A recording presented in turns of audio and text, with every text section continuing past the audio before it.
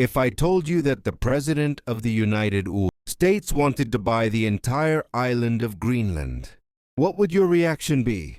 When you first hear it, it might sound like a joke.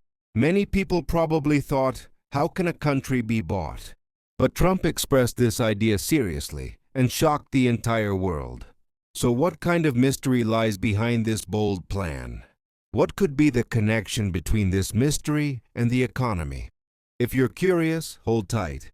The secret that puts this massive, ice-covered island in the spotlight is closely connected to everything from the phone in your pocket to the global balance of power. When we go back to the year 2019, Trump publicly voiced his desire to buy Greenland for the first time, and the whole world reacted with surprise. Greenland's officials and citizens, as an autonomous territory tied to Denmark, immediately rejected the offer and clearly stated that Greenland is not for sale. At the time, Denmark's Prime Minister even mocked the proposal by calling it an April Fool's joke. After seeing this reaction, Trump canceled his Denmark visit and showed a resentful attitude. Frankly, most people evaluated this event as a political fantasy or a momentary outburst. However, when we dig a little deeper into the facts, some realities emerge showing that this move was not as absurd as it first appeared.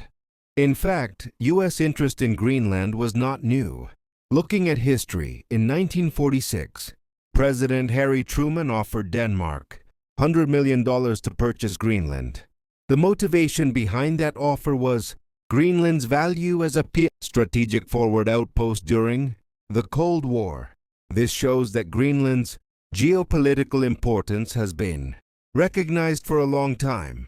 So how did this importance return to the agenda during the Trump era?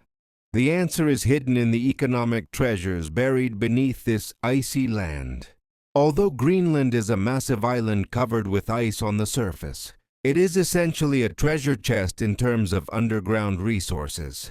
It is especially rich in rare earth elements, critical metals such as lithium, neodymium, dysprosium, graphite, and copper, which sit at the heart of modern technology from electric vehicles to smartphones, and even the defense industry, are found there in significant quantities. Moreover, due to climate change and melting ice sheets, access to these valuable minerals has been getting easier each year. According to a 2023 report by the Danish government, Greenland could become a new hub for critical raw materials used in the green energy transition. In short, the minerals that will shape the future global economy lie beneath Greenland's frozen ground. At this point, we also need to remember the China factor. China has shown interest in Greenland's resource wealth for years and has been looking for opportunities to invest in mining projects on the island. At one time, the Chinese government even offered to build new airports in Greenland to gain influence through infrastructure investment, but Denmark financed the projects itself to keep China at a distance. Why? Because there is intense global competition over rare minerals. Currently, more than 60% of the world's rare elements are mined and processed in China, and about 90% of refining capacity is in Chinese hands. This greatly strengthens China's position in global trade and makes other countries dependent on China for these critical raw materials. That is exactly why the United States wanted to make a resource-rich alternative region like Greenland part of its economic strategy. The Trump administration repeatedly emphasized that controlling critical minerals is a matter of national security and stated that these resources should not fall under China's control. Greenland's economic value was not limited to minerals alone. The island is also associated with oil. According to estimates by the U.S. Geological Survey, there may be energy reserves around Greenland equivalent to roughly 31 billion barrels of oil. Even though Greenland's government halted oil and gas exploration in 2021 due to environmental concerns, The mere existence of this potential is enough to attract strong interest. In addition, as global warming continues to melt Arctic ice, new maritime trade routes may emerge. Greenland could become a central stop along shortened routes between Asia, Europe, and North America. That would mean it could hold real influence in future international trade. In light of all these facts, when we look again at Trump's Greenland move, the picture becomes clearer. Behind what first looked like a joke lies the objective of securing resources and strategic advantages that could shape the global economy.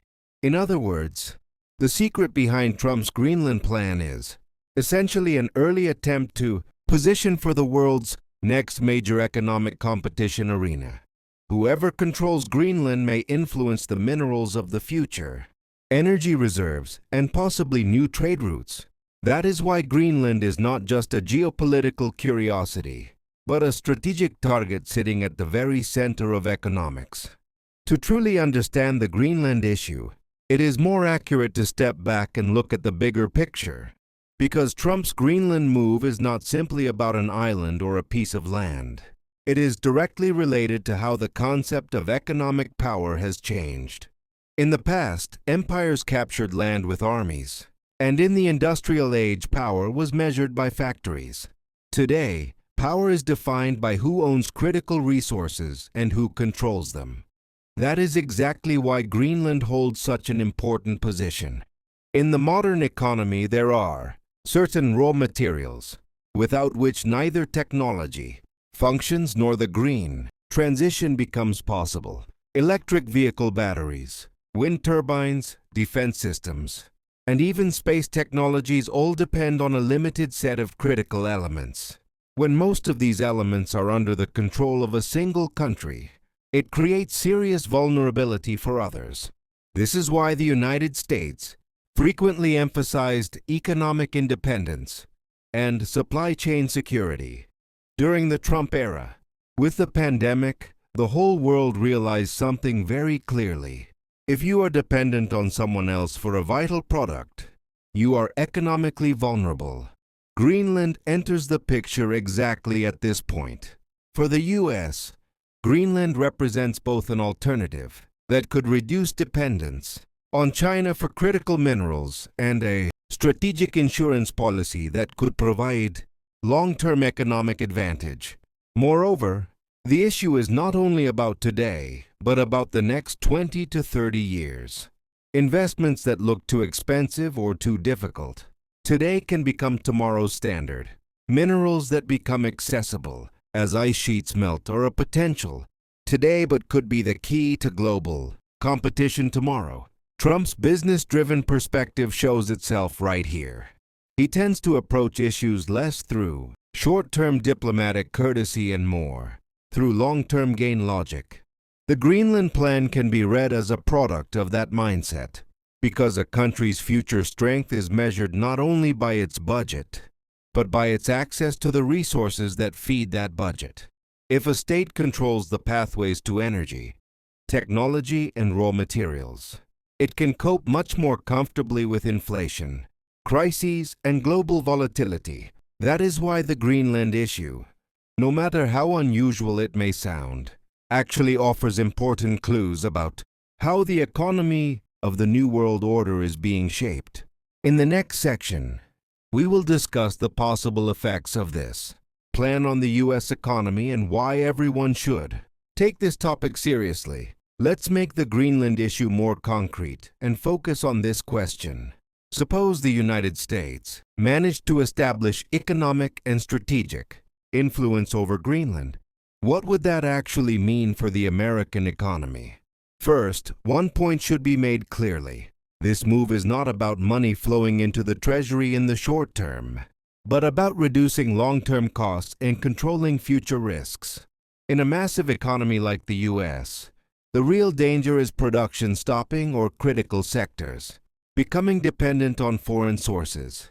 A supply crisis in technology, defense, or energy can trigger inflation in a chain reaction, increase unemployment, and slow growth. The America First message we often heard during the Trump era was built on the desire to reduce exactly this vulnerability. In that context, Greenland can be viewed as a buffer zone against future economic shocks the U.S. may face.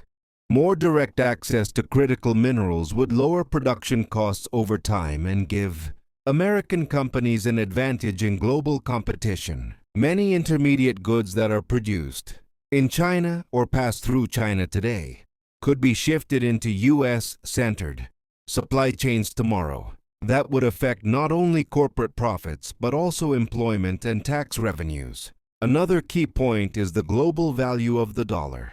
The greatest strength of the U.S. economy is that the dollar sits at the center of world trade.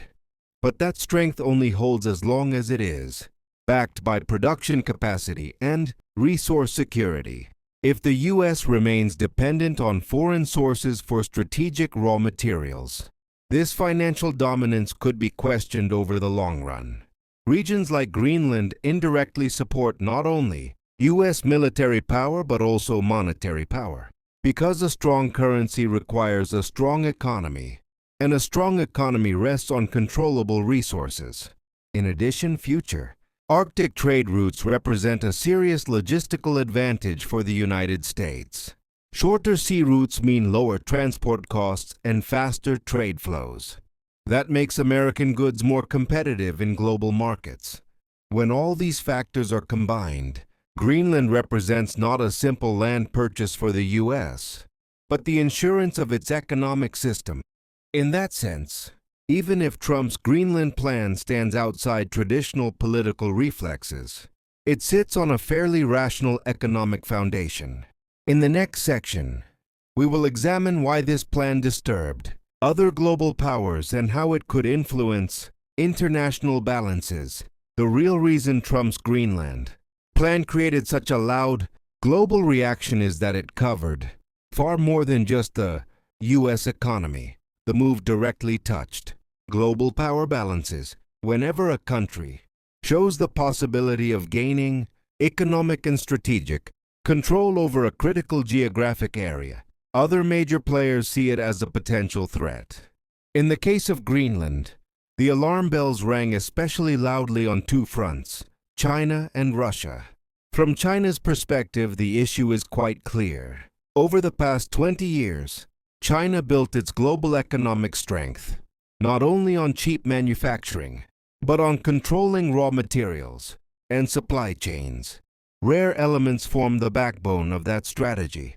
If the United States gains access to these elements through Greenland, one of China's most important economic leverage points would weaken. That would reduce not only China's commercial advantage but also its political bargaining power. From Russia's perspective, the picture is more geopolitical but still grounded in economics. The Arctic region is critically important for Russia in both energy and trade terms. Shipping through the Northern Sea route represents serious revenue potential for Russia. A stronger U.S. position in the Arctic through Greenland would directly challenge that influence and income zone. For this reason, Trump's statements were not seen merely as a diplomatic misstep but as a signal of a long-term power contest. On the European side, the situation was more complex. Denmark and, more broadly, the European Union view Greenland as both an economic partner and a center of environmental sensitivity. Aggressive U.S. entry into this space could narrow Europe's economic and political maneuvering room. At the same time, while Europe has been trying to reduce its dependence on China for critical minerals, it was also uncomfortable with the idea of the U.S. acting alone in this field. In such a scenario, Europe could find itself squeezed between two major powers. All these reactions show one thing clearly. The Greenland issue is not about a small island. It is about who will shape the future of the global economy. That is why Trump's plan was taken seriously and why it generated international discomfort. In the next section, we will look at what this economic chess game could mean for the people of Greenland and the local economy. When we think through Trump's Greenland plan from beginning to end, we can now see the picture more clearly. This story carries a meaning far beyond ordinary politics or unusual public statements. The real secret is not in Greenland itself, but in the future that Greenland represents. The global economy is no longer shaped by sheer size, but by the ability to maintain control. What matters is not how much land a country owns, but which resources, technologies, and trade routes it can access.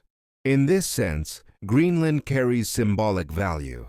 The minerals beneath the ice, the new routes opened by melting glaciers, and the growing interest of major powers are quietly telling us something. The economic wars of the future will be silent, but their effects will touch everyone's lives. Trump's statement was one of the rare moments when this silent war was spoken out loud. Maybe the plan did not materialize. Maybe the method was controversial, but the underlying reality remains valid. Countries that control energy, raw materials, and supply chains will overcome crises more easily, fight inflation more effectively, and hold stronger positions at the global table. That is why the Greenland issue does not concern only America, China, or Russia. It would not be wrong to say that it is part of a long chain that stretches from the technology we use today to the energy bills we will pay tomorrow. In short, the secret behind Trump's Greenland plan was not a dream of buying an island, but a desire to secure the future economy in advance. And the echoes of that desire will be felt much more clearly in the years ahead. Do you think future conflicts between countries will really be fought with weapons, or through resources, trade routes, and economic control like we see in the Greenland example? Was this move a forward-looking economic strategy or an overhyped gesture? I'm genuinely curious about your view. Be sure to write your thoughts in the comments, because these topics gain meaning through different perspectives. If this video gave you a new angle, don't forget to like it and subscribe for more economy-driven stories like this. See you in the next video.